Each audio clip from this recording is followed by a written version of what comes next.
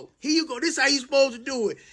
Y'all, Instagram meet Diego in the Andes Clipper with the broken goddamn edge on it. You see that? It gotta be broken. It gotta be broken so you can cut their ass a little bit. Now this is what you do. When they keep on moving, you choke them a little bit. When the parent turn their head, choke them.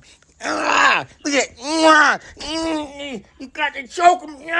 Choke them just a little bit. Soon as the parent turn it back. Then, goddamn, you take the broken clipper. You see that shit? It's broke. Take the broken clipper. Turn it, on. Take that little piece right there, the broken piece, and stick that shit in his head. Then cut him a little bit. Cut him and give his ass a reason to cry. I bet he do right in your chair next time.